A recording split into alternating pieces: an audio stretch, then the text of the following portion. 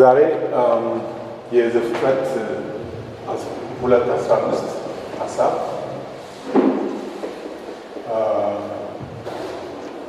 ሁለት ዋና ነገሮችን ስለሚይዝ እነዛ ሁለት ዋና ነገሮች ስራ ስለምንለው ነገር ስራም የለኝም የሚል ሰው ሁሉ የሚይዝ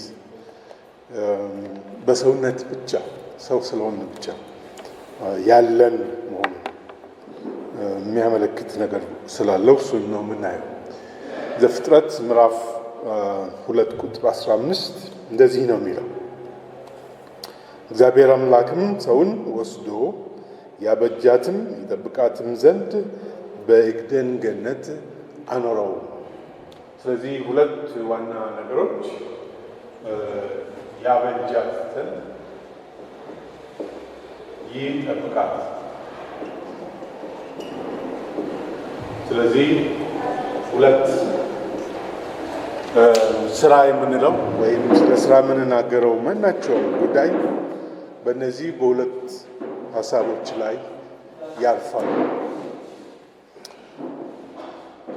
ከዚህ የሚወጣ አይደለም። ከዚህ የሚወጣ ምንድን ነው የምናገኘው ያለ እንደሆነ ከዚህ ውጪ ማበጀትም መጠበቅም ኃላፊነት ነው። ማበጀትም ኃላፊነትም ማበጀትም መጠበቅም ኃላፊነት። ኃላፊነቱ ደግሞ የተሰጠ ነው። ከልብ ይፈልቃል። የሰው ሀሳብ አለ። ሰው ይመስላል ብሎ ያመጣው ነገር አለ። ባለቤት አለው። እግዚአብሔርም አዳምን ያበጃት ዘንድ ይጠብቃት ዘንድ ኃላፊነት ሰጠው። ስለዚህ ኃላፊነቱ የሰው ሀሳብ የሰው ተሻለ ነው ብሎ ሰው ከልቡ ያፈለቀው ሳይሆን ባለቤት ያለው፣ ባለቤቱም ደግሞ ለአዳም ይህን አድርግ ብሎ ስለሰጠው፣ ስለዚህ ኃላፊነትና በውስጡ ያለውን ተጠያቂነት እግዚአብሔር ለአዳም የሰጠውን ኃላፊነትና የሚያስከትለውን ተጠያቂነት በእግዚአብሔር ፊት በምናስብበት ጊዜ ይህ ስራ ይህ ኃላፊነት እግዚአብሔር ለሰው የሰጠው ዓላማ ተብሎ ሊገለጽ የሚችል ዓላማ። ስለዚህ የሰው ሕይወት ዓላማ መር ነው ሲባል የአዳም ሕይወት እግዚአብሔር የሰጠው ዓላማ እንዲህ ነው ብለን በምንናገርበት ጊዜ ውስጡ የምናወራው እግዚአብሔር ለአዳም የሰጠውን ኃላፊነት። ኃላፊነቱ በሁለት የተከፈለ ነው። አንዱ ክፍል ማበጀት ነው። አንዱ ክፍል መጠበቅ ነው። አበጀ አማርኛ ለሚችል ወይም ጠበቀ፣ በጀ መልካም አደረገ፣ ተንከባከበ፣ ሰራ፣ አደረገ። አበጀ ማለት በአንድ ላይ ከተነገረ መልካም አደረገ ማለትም ሊሆን ስለሚችል አበጀ፣ ሰራ፣ አስተካከለ፣ አቀና፣ ፈጠረም ሊሆን ይችላል።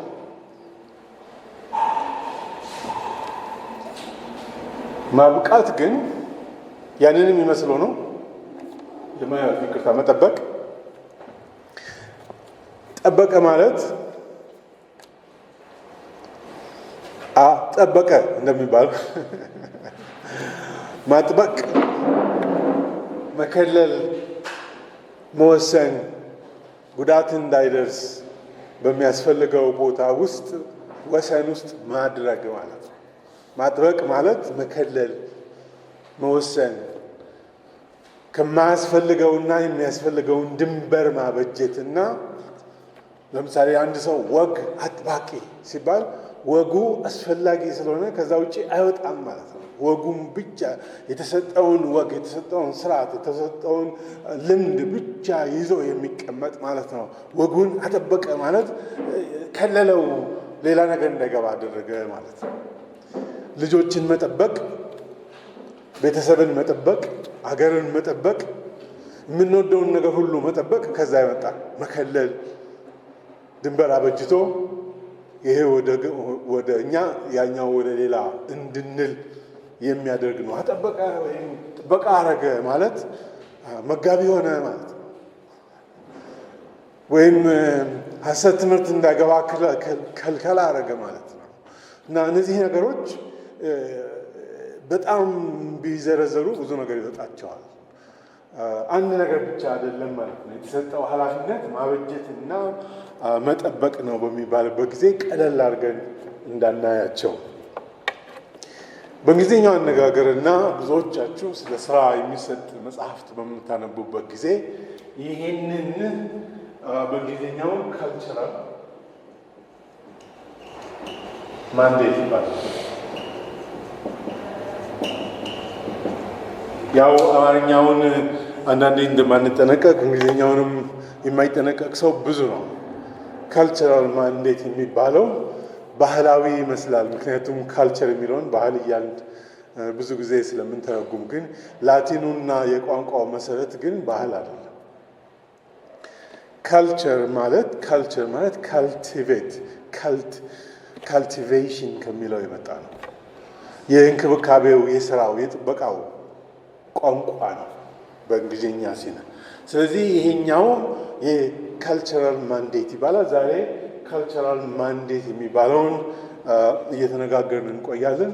በሚቀጥለው የምንቀጥል ከሆነ ወንድም ካሳሁን ጋር ተማክሬ ዘርዝሬ ከተናገርኩ የካልቸራል ማንዴቱ መነሻው ከነአን ስለሆነ እግዚአብሔር ለእስራኤል ሕዝብ የሰጠው ራሱ እስራኤል የሰራው እግዚአብሔር ራሱ የሰራው የሕዝብና በመካከላቸው ያለው ስራ፣ በመካከላቸው ያለው የስራ ግንኙነት፣ በመካከላቸው ያለው የስራ ክፍፍል እና እንዴት አድርገው እንደ አንድ ማህበረሰብ ተደራጅተው ሰርተው ስራቸውን ፍሬ አፍርቶ ፍሬያቸውን በስቶ ለአሕዛብም ለሌሎችም በረከት እንዲሆን ምሳሌ የተሰጠበት የከነአን ማንዴት ይባላል። ደግሞ እሱ ካልቸራል ማንዴቱ ጥቅል ሆነው የከነአን ምሳሌ ደግሞ መልካሚቷ ምድር ወይም ወተትና ማር የሚታፈሰው ምድር የሚለው ምሳሌ ማለት ነው።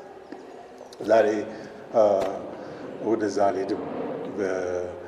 ማየትም የምትችሉት ስለሆነ ብዙም አስቸጋሪ አይደለም፣ በራሳችሁ ታያታላችሁ። ግን በጥቅል ሲነገር ስራ ምንድን ነው ሲባል በሁለት ቃላት መገለጥ ይችላል። ሁለቱም ቃላት ማበጀትና መንከባከብ ናቸው። ያው በሀገራችን ስናወራ እንደዛ ብለን አይደለም ያወራነው የነበረው። አንደኛውን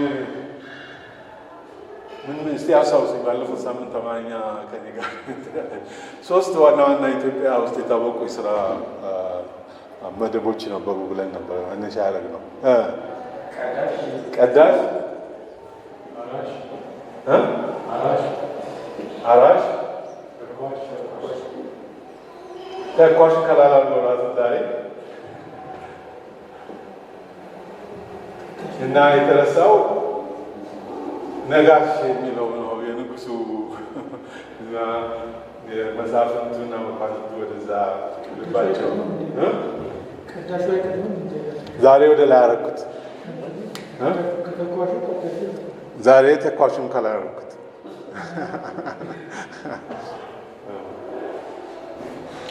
እነዚህ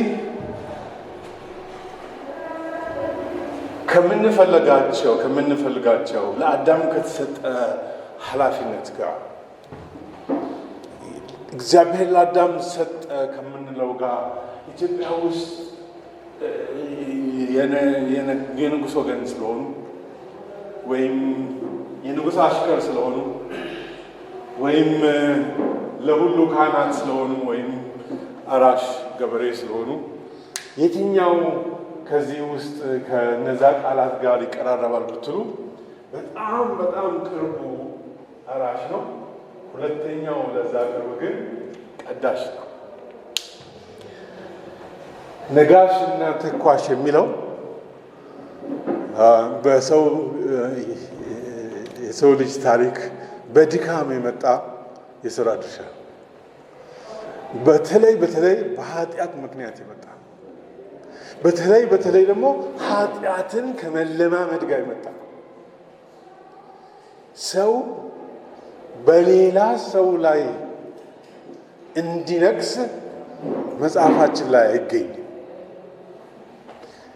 አንድ ሰው ሌላ ሰው ላይ ንጉሥ እንዲሆን አልተሰጠም። ሰው በስራው ላይ፣ በፍጥረት ላይ፣ በሚያበጀው ላይ፣ በሚጠብቀው ላይ እንዲነግስ ወይም ኃይል እንዲያደራጅ ወይም እንዲጎብዝ ገዢ እንዲሆን ተፈቅዷል። በተለይ በፍጥረት ላይ ግዙ ተብሏል። በሰው ላይ ግን እንዲገዛ አልተሰጠም። እንዲህ በጣም የተከበረው ነጋሽ፣ በዓለምም ዘንድ ንጉሠ ነገሥት የምንላቸው ሰዎች ሁሉ የኃጢአት ውጤት ያመጣው ራሳቸውን ከሰውነት ተራ አውጥተው ከሰውነት በላይ ራስን ከማድረግ ጋር የተያያዘ ነው እንጂ ለሰው የተሰጠ ስራ አይደለም። ተኳሽ ሊኖር ይችላል። እሱም የኃጢአት ውጤት ነው። ግን ኃጢአት ውጤት ስለሆነ በሰው ላይ እንዲተኩስ፣ ምክንያቱም ያ ነፍጥ በሰው ላይ ቢተኮስ እግዚአብሔር ማንም ሰው በሌላ ሰው ላይ አንዱ የሌላውን ነፍስ አንዱ ሌላውን እንዲያጠፋ አልሰጠም። ማንም የሌላውን ነፍስ ቢያጠፋም የዛ ሰው ነፍስ እንድትጠፋ መጽሐፍ ስለሚያዝ ይሄ ነፍጠኝነት የሚለው ወይም ነፍጥ ይዞ ያንን ነፍጥ ወደ እንስሳ ከሆነ ይሁን፣ ያንን ነፍጥ ወደ ሌላ ጉዳይ ከሆነ ይሁን፣ ነፍጡን ወደ ሰው የሚያቀባብል ሰው ግን የኃጢአት ውጤት ነው።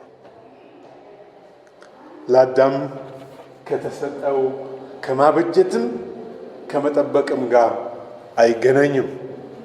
ከጊዜ በኋላ ግን በኃጢአት ምክንያት ሰዎች እርስ በርሳቸው ተከፋፍለው ወገንና ጠላት በሚሆኑበት ጊዜ ወገን የሆኑት ጠላት የሆነውን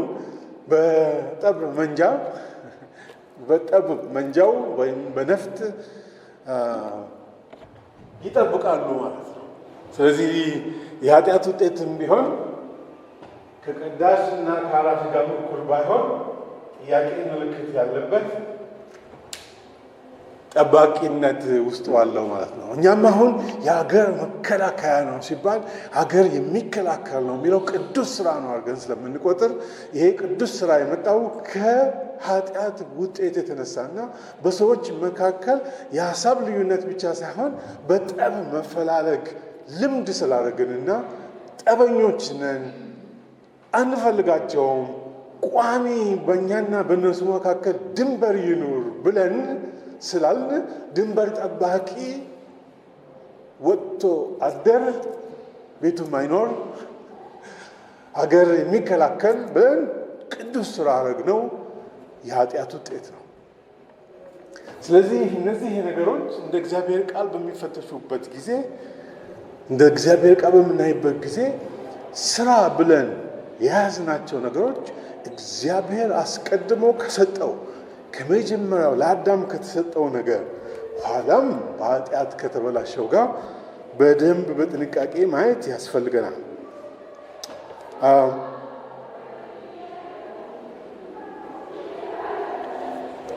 አንድ ማነጻጸሪያ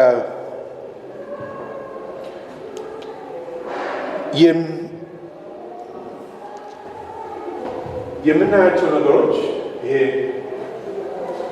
ማከሬ እያደረገች ነው።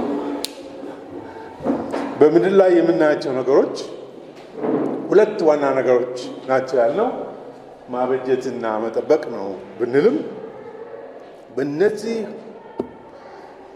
ምንድን ነው የምናበጀው? ምንድን ነው የምንጠብቀው? ማበጀት ምን ማበጀት ነው? ጥበቃስ ምን መጠበቅ ነው? ማበጀት የመጀመሪያ የሰጠው ምድርን፣ አፈርን ወይም ማረስ የተባለው ያው ማረስ ትንሽም ነገር አለ፣ ሌላም ነገር አለው ማረስ።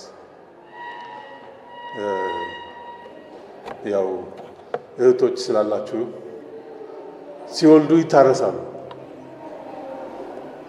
እና ስለተቀደደ ነው። መሬትም አፈር መቅደድ ነው። አረሰ ማለት አፈሩን ቀደደው እንደማለት ነው። ልጅ ሲወልዱ ደግሞ ልጅ ዝም ብሎ አይወጣም እና ይታረሳሉ ማለት አራስ ቤት ናቸው ሲባል እንክብካቤ የሚደረግበት ቤት ናቸው ማለት ነው። እንክብካቤ ያስፈልገዋል። አቶ ባለም ያደረገው ነገር ሁሉ ጥያቄ ያስከትላል ማለት ነው። ስለዚህ አረሰ የሚለውን የሆነ ከአፈር ጋር ብቻ አናገናኘው፣ ግን አፈር ጋር የሚገናኘው ራሱ ግን በጣም ትልቅ ስራ ነው። እስከ ዛሬ ድረስ ከአዳም ጀምሮ እስካሁን ድረስ በኤአይ ዘመን የማይለቀን የምንበላው በአብዛኛው ከአፈር ተሰንጥቆ አፈር ተሰንጥቆ ውሃ ሲገባበት ምን ይባላል?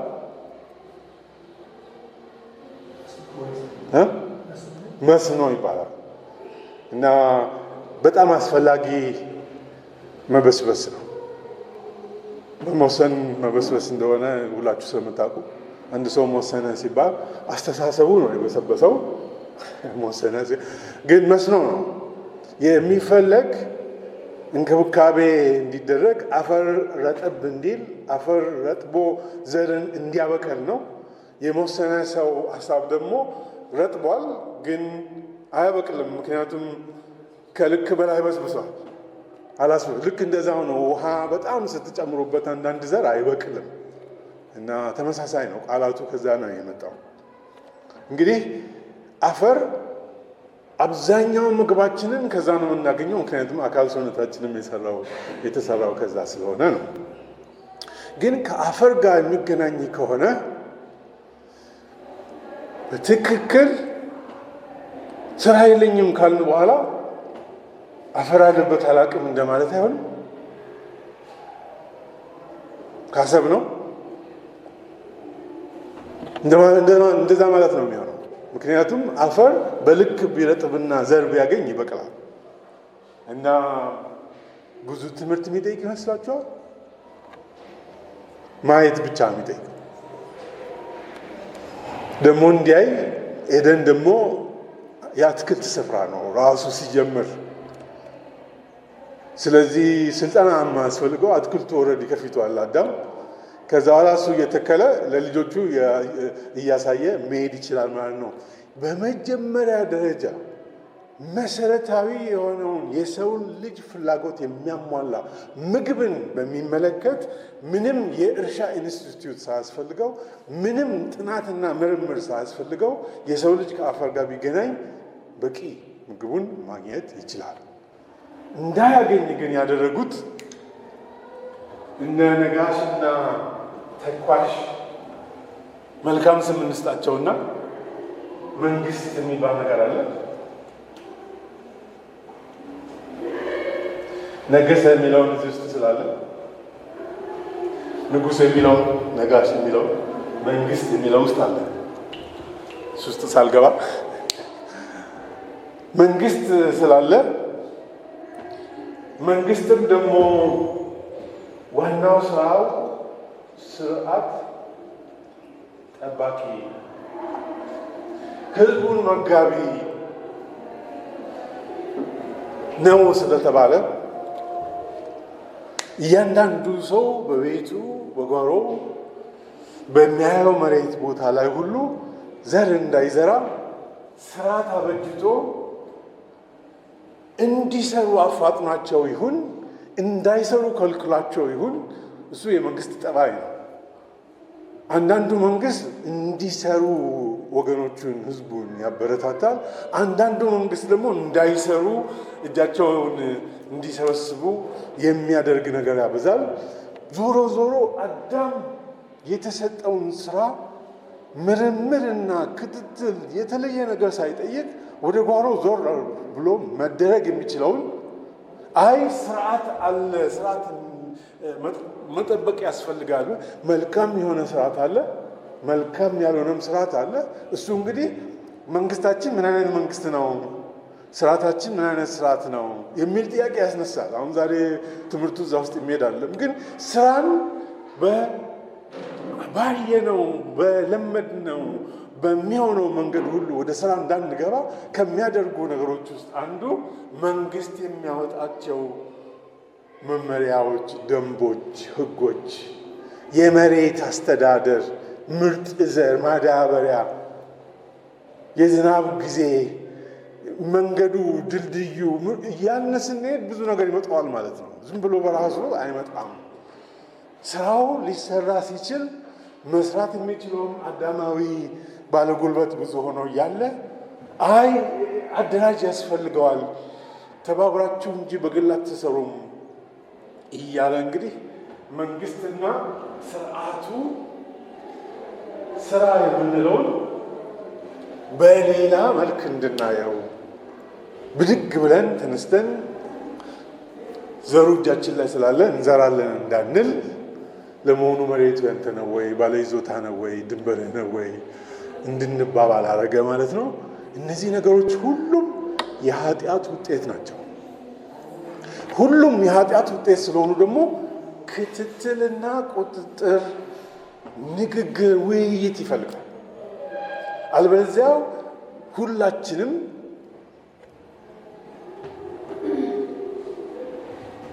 ነጋሽ መሆን እንጀምራለን። ሁላችንም ማን ያዘኛል፣ እኔን የምፈልገውን አደርጋለሁ ካል ሁሉ ሰው ነጋሽ ነው ማለት ነው። ሁሉ ሰው ይነግሳል። ሁሉ ሰው የነገሰ እንደሆነ የግድ ደግሞ ሁሉ ሰው ተኳሽ መሆን ሊያስፈልገው ነው ማለት ነው። ለማስከበር ሲል ማለት ነው። ድንበሩን፣ ቤቱን፣ ንብረቱን፣ እርሻውን ያበጀውን እንዴት ያበላሽብኛል ሲል፣ የምጠብቀውን እንዴት ክልሌን ያደፈርስብኛል ሲል ውዝግብ ያመጣል ማለት ነው። ስለዚህ ይሄ ነጋሽነትና ተኳሽነት በልክ ሊገባ የሚያስፈልገው የኃጢአት ውጤት፣ ስርዓት፣ ንግግር፣ ክትትል አድርገን በጥንቃቄ የምንይዘው ቢበላሽ ትልቅ አደጋ የሚያመጣ ነው። እኔ ያነሳሁት ከስራ አንጻር ነው። የመሰለን ሁሉ እንዳንሰራ መንግስት የሚባል አለ ሀገሩ ላይ። አዳም የለውም፣ ሰማያዊ ብቻ ነው መንግስት። እግዚአብሔር የነገረውን ብቻ ነው። ኃጢአት ሲሰሩ ግን ምኞት ፈጠረባቸው፣ ትዕቢት ፈጠረባቸው፣ ትምክህት ፈጠረባቸው። ስለዚህ በሰሩት ነገር ላይ መመካት ሊመጣ ነው ማለት ነው። በሰሩት ነገር ላይ በሌላ ሰው የሰራውን መመኘት ሊመጣ ነው ማለት ነው። ስለዚህ ግጭቱ የጨመረ እየተባባሰ ስለሚሄድ ስራ መስራት ብቻ ሳይሆን ስራውን ራሱን ስርዓት ውስጥ ማስገባት፣ በእንግሊዝኛ ንግግር እንግዲህ ካልቸራል ማንዴት ብለው ያሉት እንዴት ማምረት፣ እንዴት ማብዛት፣ እንዴት መበልጸግ እንደምንችል በሰዎች መካከል ስርዓት ይኑረው የሚል የጠበቀ፣ በተለይ በአውሮፓ በዚህ ጉዳይ ላይ ንግግር ያስፈልጋል ነው። በእኛ ሀገር እንኳን ብዙም ንግግር አይደረግም። መንግስት ሁሉ ስንመርጥ፣ አሁን በቅርብ እንደኔ የመረጣችሁ ከሆነ መንግስት ሁሉ ስንመርጥ ጓሮ አስተክለኛል ብዬ አይደለም። በኢትዮጵያ ምድር በእኔ ስም የተመዘገበ እንቺን የምታክል መሬት የለም። ባለፈው ሳምንት ነግራችሁ የለም የባለርስት ወገን ነኝ እኮ። ታሪኬን ባጭሩ ልንገራችሁ። ጥሩ ስለሆነ ነው። ባለርስት ወገን ነኝ። አሁን እችን የምታክል በስሜ የተመዘገበ መሬት የለም፣ ሊመዘገብም አይችልም። አሁን ምንድን ነው የሆነው ብትሉ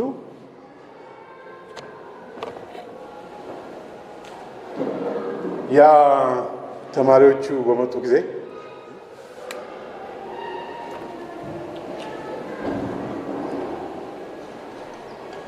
ንጉሱ ወገንና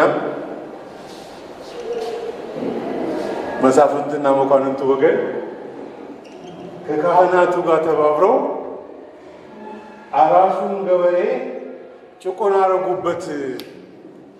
በሚያርሰው መሬት ላይ ምንም እንዳይኖረው አደረጉ። ስለዚህ መሬት ለአራሹ አሉ። ልክ ነኝ? በቃ ስለዚህ የኔ ዘመዶች አስረከቡ ማለት ነው። አስረከቡ። ለማን አስረከቡ? በቃ እንደ እግዚአብሔር ቃል ደግሞ ትክክል ለአራሹ እነዚህም እንዲያርሱ እነዚህም እንዲያርሱ እነዚህም እንዲያርሱ ነው። ልክ ነው። ግን መሬት መታረስ ነው ያለበት። ደግሞ ሰው ሁሉ የላቡን ፍሬ ይብላ። መሬቱ የማን ነው? የአራሹ። ከዛ እንግዲህ አበየ ማለት ነው ህዝቡ። ማበየ ምን እንደሆነ ታውቃላችሁ? እምቢ አለ፣ አመፀ፣ አብዮት መጣ፣ እምቢተኝነት በዛ። እምቢ ለማን ነው እምቢታው? መሬቱ የኔ ነው ብሎ እምቢ አለ ማለት ነው። አሳምሬው እምቢ አለ። እንኳን መሬቱን ወሰደ። አንደኛ ክፍል ስማር ባለርስት ነበር።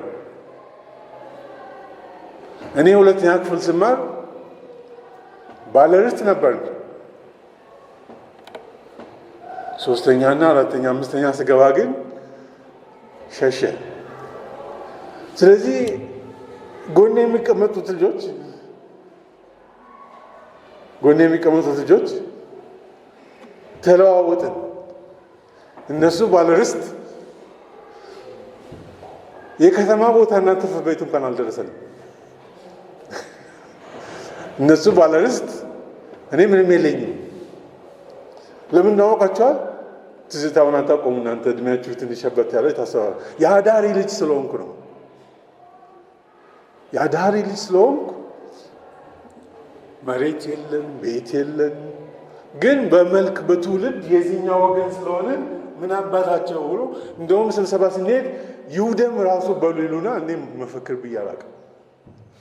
ማን ይውደሙ እንደሚል ስለማ በራሴ ላይ የእውነት ነው መፈክር ብዬ አላውቅም። ፊውዳሊዝም ይውደም ሲባል ቁርቁር ያደርገኛል። አሁን ፊውዳሊዝሙን የፈለግኩት ነው የሚመስላችሁ አይደለም? አይደለም።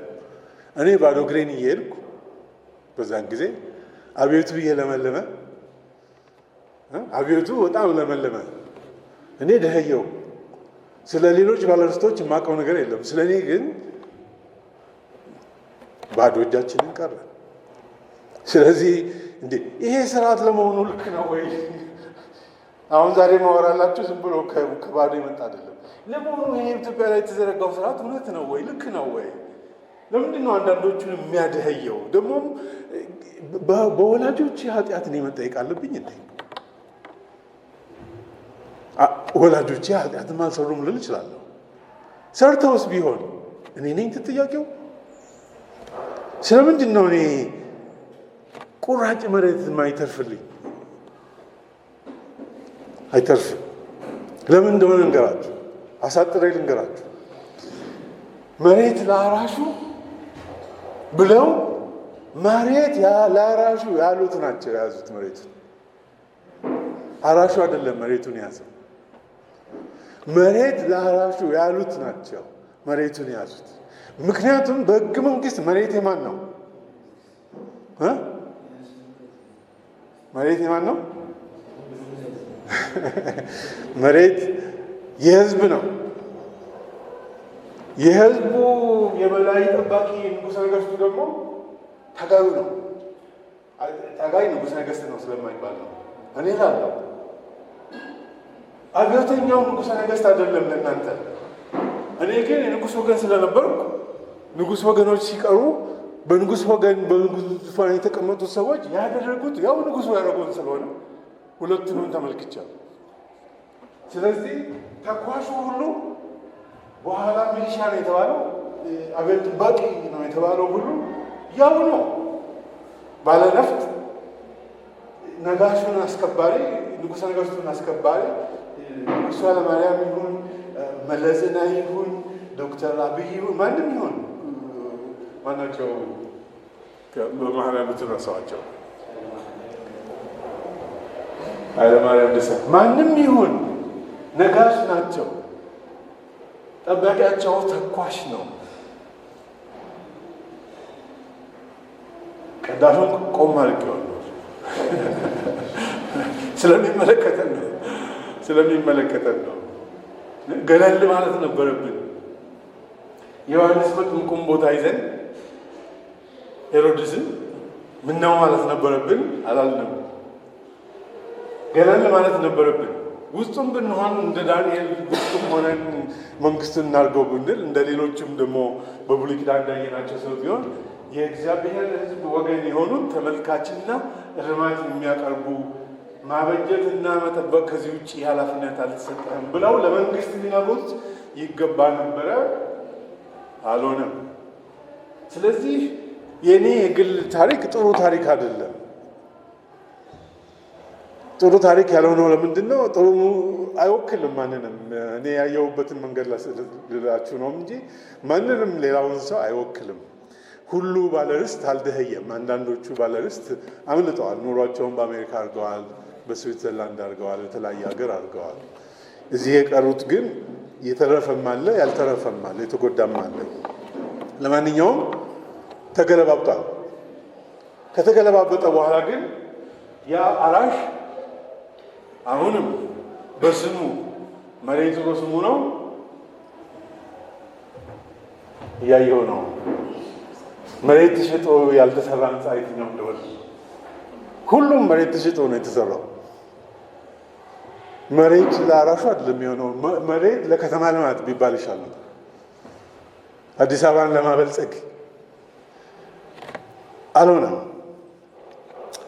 የኔ ታሪክ ጥሩ ስላልሆነ በኔ ታሪክ አይን ስታዩት መንግስትንም ስርዓታችንንም ተወልጄ ባደግኩበት ሀገር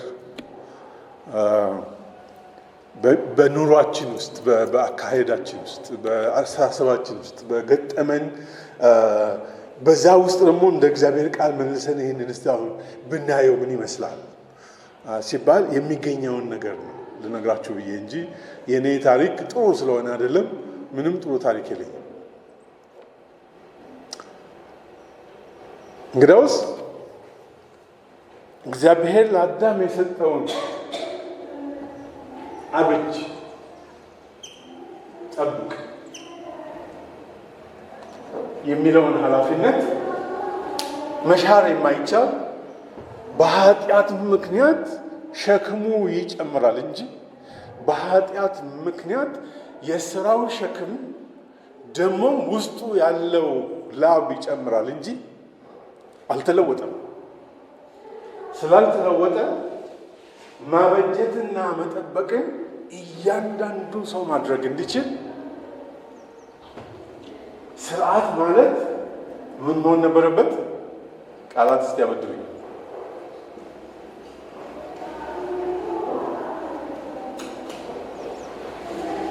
ስርዓት ሁሉ እኔ በደርግ ጊዜ ስለሆነ ስራ የጀመርኩት መንግስት መስሪያ ቤት ስትሄዱ የመጀመሪያ ሰው ስትጠይቁ በመመሪያው መሰረት ነው። በመመሪያው መሰረት እና አልተሻለም። ብዙ ቦታ አሁንም ስትሄዱ በመመሪያው ይላል ብዙ ሰው። ያ ደርግ የፈጠረብን ማዕከላዊነት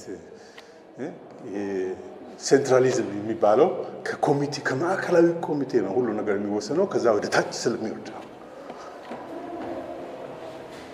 አሁን ደግሞ መንግስታት ተቀያየሩና አንድ አዲስ ቃላት መጥቷል። በጣም ሰው ሁሉ መስሪያ ቤት ስትሄዱ የመንግስት ስራ ኃላፊዎች ጋር አይቻልም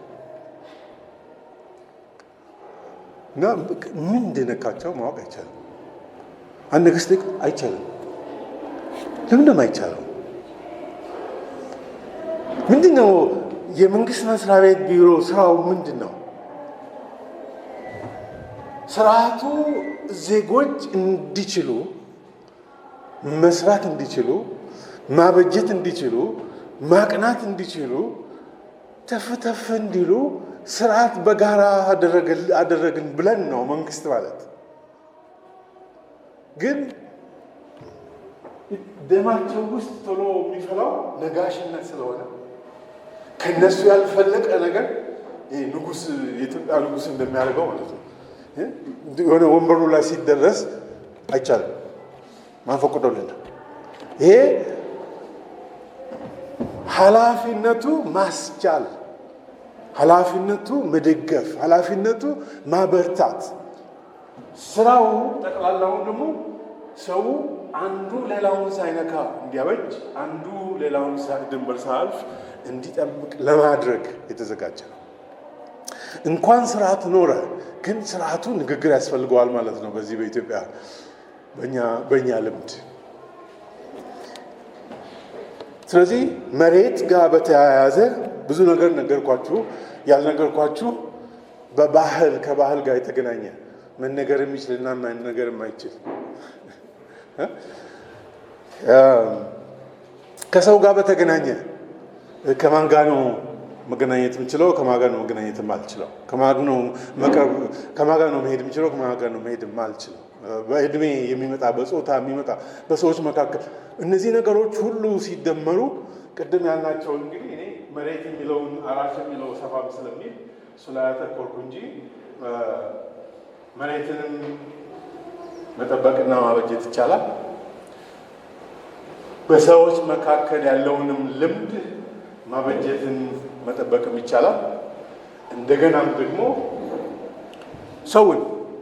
የሰውን ልጅ ሰውን መንከባከብ፣ ሰውን መጠበቅ፣ መውለድ፣ ማሳደግ፣ ማሰልጠን፣ ማስተማር፣ ማብቃት እሱም ስራ ነው። እነዚህ ሁሉ ስራ የምንላቸው ነገሮች ወይ ከምድር አፈር ጋር አገናኝተን ወይም ከብልሃት ከስርዓት ከሙያ ከስራ ዘዴ ጋር አገናኝተን ወይም ከሰው ልጅ ጋር አገናኝተን ስለ ስራ ማውራት ይቻላል ማለት ነው። ሁሉ ሶስቱም የስራ ድንበር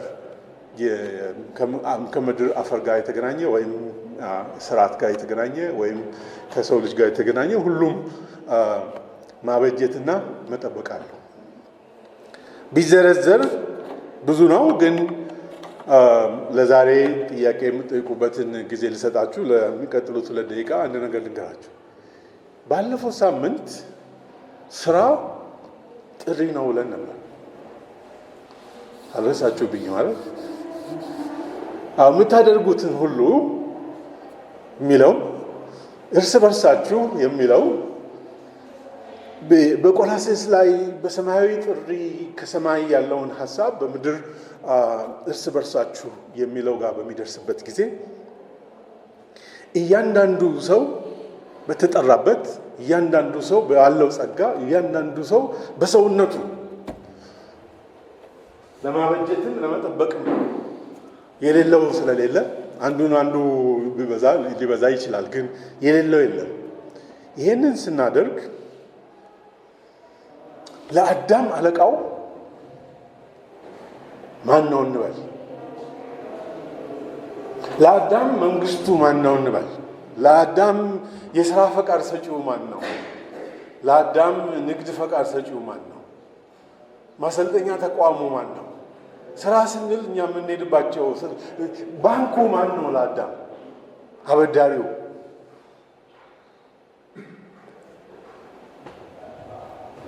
እግዚአብሔር ሲሰጥ ለአዳም ምድርንና ሞላዋን በፊቱ ሲዘረጋ ስራ የምንለው በኃጢአት ምክንያት ብዙ እርከን ያለው ፈቃድና ድንበር በላያችን ላይ ብዙ ከማውጣታችን የተነሳ ስለ ስራ ያለን አስተሳሰብ ብዙ ተበላሽቷል። እንዲያውም ስራ የሚለውን እግዚአብሔር የሰጠን ኃላፊነት ነው የሚለው ስራ የሚለው ከእግዚአብሔር ዘንድ የተሰጠ ኃላፊነት ስለሆነና እግዚአብሔር የሚጠይቀን በእግዚአብሔር ፊት መልስ የምንሰጥበት ጉዳይ መሆኑን ረስተን ስራ ሲባል ከሚያስገኘው ገንዘብ ጋር ከምናገኘው ሀብት፣ ምክንያቱም ኃጢአት ወዴት ያዘነብላል ብለን ነበር?